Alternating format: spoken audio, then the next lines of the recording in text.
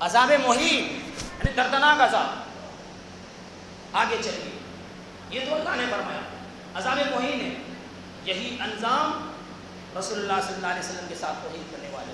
اللہ نے کہا جو بھی رسول کی توہین کرے گا، ان کی رسالت پر آنچ ڈالے گا، ان کا رسول کا کچھ نہیں بگڑے گا۔ اللہ نے وَلَقَدِ اسْتُهْزِئَ بِرُسُلٍ مِّن قَبْلِكَ، اے رسول تحقیق کہ آپ سے پہلے وہ رسولوں پر لوگوں نے مذاق اڑایا۔ فَحَاقَ بِالَّذِينَ سَخِرُوا مَا كَانُوا بِهِ يَعْمَلُونَ، تو اللہ رب العالمین نے ان استہزاء کرنے والوں کا ہی ان کا بگڑا، دوسرے کا کچھ نہیں بگڑا۔ یہ اللہ نے قرآن میں فرمایا۔ اس کی بہت ساری مثالیں ہیں، میں ایک دو مثالیں آپ کو دینا چاہتا ہوں کیونکہ وقت ہمارے پاس اتنی نہیں ہے۔ ہمارے رسول صلی اللہ علیہ وسلم کا مذاق اڑانا یہ تو آپ کو معلوم ہے، میں ان سے بہا یہ تکلیفیں سہیں، تانے سہے، گالیاں کھائیں، یہ تو آپ نے برداشت کی، لیکن حق کے رسالت ادا کیا آپ نے، اور اپنی امت کی اتنی فکر تھی کہ آپ رویا کرتے، اور آپ کا رحمت دیکھو، آپ کا شفقت دیکھو، آپ کی مہربانی دیکھو، آپ کا کرم دیکھو کہ حدیث کے الفاظ بخاری کے اندر ہیں، کتاب البر والصلہ والادب کے اندر، باب فضل الرفق کے اندر، کہ صحابہ نے نبی صلی اللہ علیہ وسلم سے کافروں کے لیے بد دعا کرنے کی درخواست کی، اللہ کے رسول نے منع کر دیا اور کہا انی لم ابعث لعانا وبعثت رحمہ، میں لوگوں کو لعان کرنے کے لیے، لعنت برسانے کے لیے نہیں بھیجا گیا ہوں، بلکہ میں لوگوں پر رحمت بنا کر کے بھیجا گیا ہوں۔ میرے بھائیوں، لیکن تاریخ صاحب ہے کہ جب بھی رسول کی لوگوں نے توہین کی، ان کا سر قلم کیا گیا۔ نبی کے زمانے میں آپ کو معلوم ہے ایک یہودی کا سردار کعب بن اشرف تھا، وہ نبی کی انہوں نے توہین کی، ان کا سر قلم کیا گیا۔ اسی طرح عبداللہ بن مکتوم کی غلام لونڈی نے نبی کی توہین کی، عبداللہ بن مکتوم نے اپنی لونڈی کا سر قلم کیا، رسول اللہ صلی اللہ علیہ وسلم کا خون ڈرائیگا اور بیکار قرار دیا، نبی کچھ نہیں بولے۔ کیوں کہ اللہ نے کہا ہے، حدیث میں ہے کہ رسول کی توہین، اس کی شان میں گستاخی کرنے والا کا ایک ہی انجام، گستاخ رسول کا ایک ہی انجام، سر تل سے جدا کر۔ تو آپ کو معلوم ہے کہ جب اللہ کے رسول کو دعوت کا حکم ہوا اور آپ کا ایک صفحہ پر چڑھے تو آپ نے دعوت کا پیغام دیا لوگوں کو، آپ کے سب ارد گرد جمع ہو گئے، تو آپ کا ایک حقیقی چچا ابو لہب تھا، جانتے ہیں آپ، جن کا نام عبد العزیٰ تھا، اور ان کی بیوی کا نام ام جمیل بنت حرب تھی۔ یہ آپ کا حقیقی چچا تھا، لیکن سب سے بڑا دشمن اگر کوئی تھا نبی کا تو آپ کا چچا تھا۔ اس سے ایک معلوم یہ مسئلہ معلوم ہوا کہ دین میں آپ کا چچا بھی دشمن ہو سکتا ہے، آپ کا کوئی بھی دشمن ہو سکتا ہے دین میں۔ حقیقی چچا دشمن، اس کا نام ابو لہب کیوں تھا معلوم ہے؟ چونکہ اس کا اصل نام عبد العزیٰ تھا، لیکن یہ بہت ہی خوبصورت تھا، گورے چٹے چہرے والے تھے، اس لیے اس کا نام ابو لہب۔ تو جب اللہ کے رسول نے کہا یا سبا کا آواز لگایا اور کہا قولوا لا الہ تفلحوا، اے لوگوں تم لا الہ کہو کامیاب ہو جاؤ گے، ابو لہب نے کیا تبا لک یا محمد، اے محمد تمہارے ہاتھ ٹوٹ جائیں، الہٰذا جمعتنا، کیا تو نے اسی نے جمع کیا تھا۔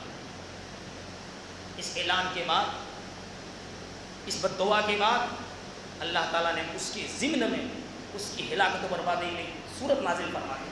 پورے قرآن کو اٹھا ڈالو 30 پارے، کہیں بھی کسی ایک ویکتی کا نام لے کر کے اللہ نے ہلاکت و بربادی کی خبر نہیں سنائی، لیکن ابو لہب ایسا بدبخت آدمی ہے،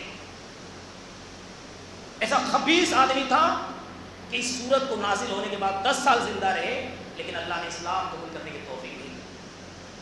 لیکن اس کا وہ حشر کیا ہوا میں آپ کو بتاؤں گا۔ اللہ نے نازل فرما دی تبت یدا ابی لہب، کہا کہ محمد تمہارے ہاتھ ٹوٹ جائے، اللہ نے کہا تبت یدا ابو لہب کے دونوں ہاتھ ٹوٹ جائے، وہ غارت ہو جائے۔ ما اغنی عنہ مالہ ما کسب، نہ ان کی کمائی کو کام آیا نہ ان کے مال کو کام آئے۔ وامرأتہ حمالۃ الحطب، اور ان کی بیوی لکڑیاں ڈھو ڈھو کر لائے۔ ایسا کیوں کہا؟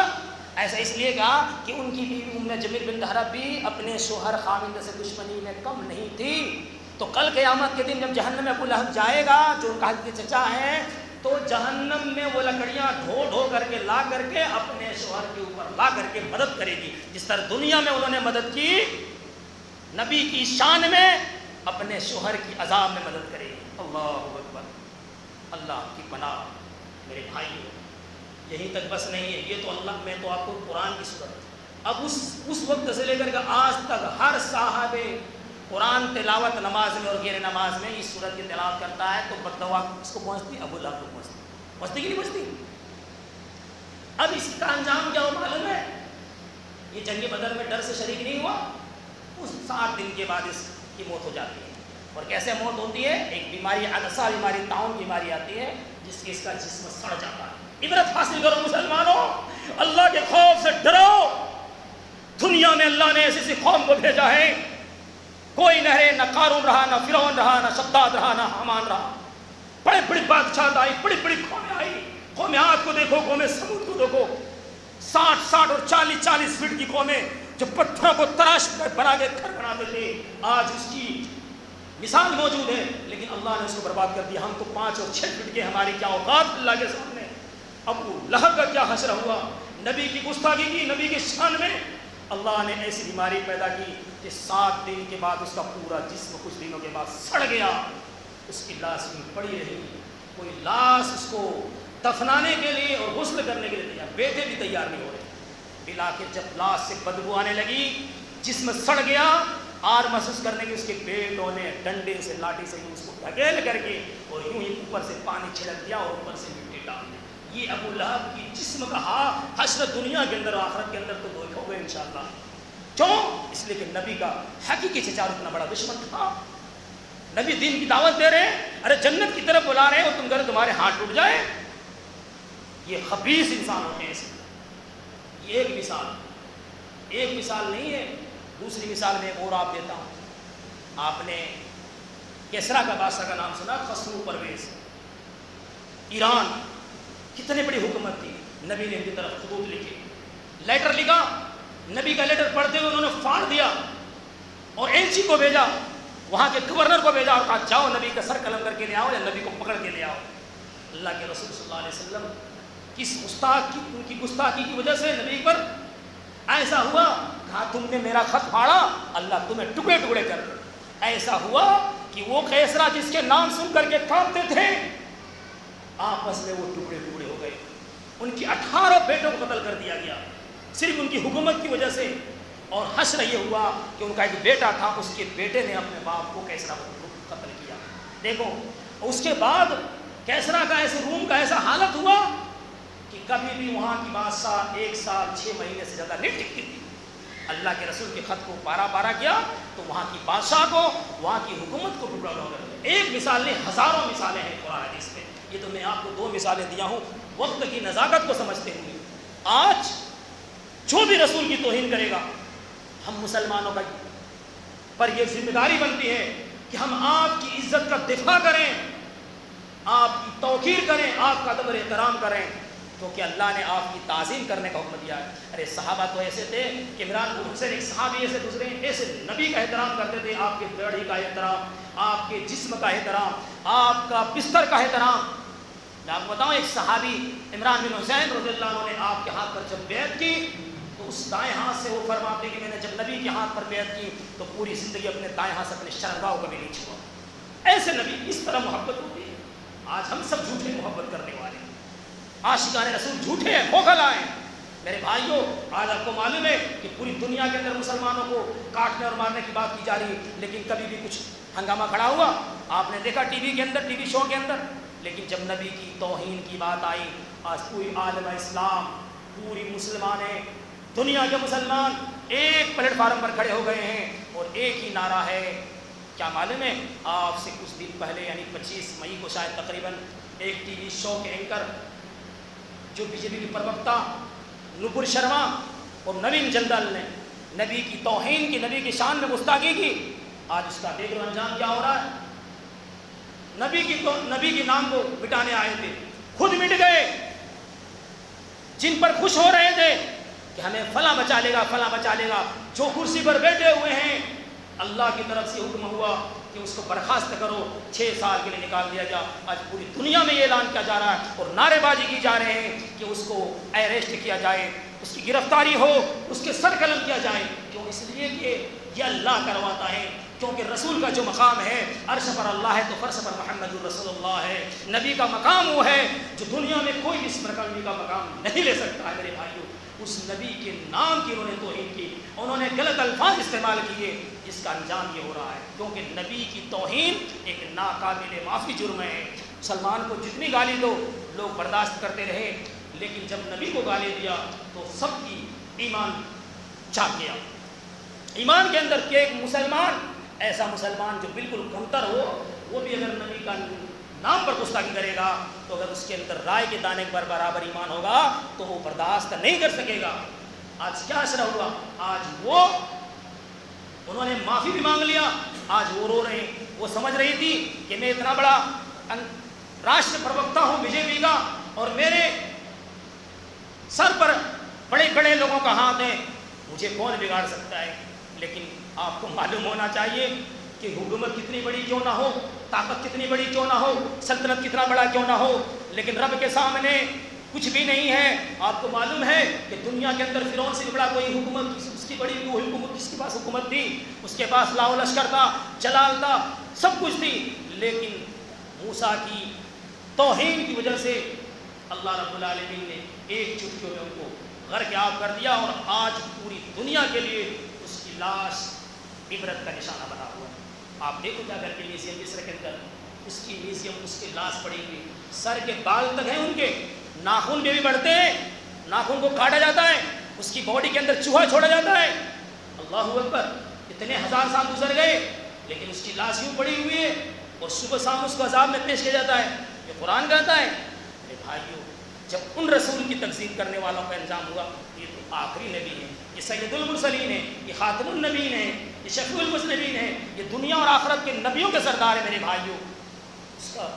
اس کے برا بکنے والے کو، حالانکہ یہ لوگ نبی کے مقام، اس لیے مسلمانوں میں عرض یہ کرنا چاہتا ہوں کہ آپ نبی کی سیرت کو، نبی کی سیرت کو لوگوں کے سامنے، غیر مسلموں کے سامنے عام کیا کرو، آپ کی صفات کو لوگوں کے سامنے بیان کیا کرو کہ آپ کی صفات کیا تھی، آپ کی سیرت کیا تھی۔ یہ جو بکواس کرتے، یہ بکے ہوئے میڈیا چند روپے کے ٹکوں میں بیچ کر کے آتے ہیں، ان کو نبی کی سیرت معلوم نہیں ہے، نبی کی سیرت یہ نہیں جانتے۔ اگر یہ نبی کی سیرت کو جان لیتے تو یہ بےہودانہ حرکت، بےہودانہ بات نہیں بکتے۔ انہوں نے سوچا مجھے کون کرے، کیا کر سکتی ہے، میں جس کی میری حکومت ہے، پوری دنیا کی ایک طرف ہو گئے، حکومت کے اوپر، حکومت کے ہندوستان کی حکومت کے اوپر زور دیا گیا، کہا زیادہ غور فول کیا تو تمہارے انڈیا کے سامان کو بھی بین کیا جائے گا، اور سارے لوگوں کو غیر مسلم جو ہیں یہاں سے برخاست کیا جائے گا۔ کیا نقصان ہوا؟ ایک آدمی کی زہر اگلنے سے، دو آدمی کی زہر اگلنے سے ہندوستان کے باشندوں کو نقصان ہوا، ہندوستان کو نقصان ہوا۔ یہ سمجھ نہیں رہے ہیں نقصان کس کا ہوا، ہندوستان کو ہو رہا ہے کہ نہیں ہو رہا نقصان؟ ہمارے سامان باہر میں نہیں دکھیں گے تو نقصان ہمارا ہوگا کہ نہیں ہوگا؟ میرے بھائیو، ایسی بات ہے کیوں ہم کریں جس سے ہمارے کسی بھی، حالانکہ اسلام میں کسی مذہب، کسی بھی دھرم اور کسی بھی معبود کو آپ برا بھلا نہیں کر سکتے۔ اللہ تعالیٰ نے قرآن میں یہ سختی سے منع کیا ہے کہ کسی بھی تم معبود کو برا بھلا نہ کہو، ہو سکتا ہے کہ وہ جہالت میں تمہارے معبود کو برا بھلا کہے۔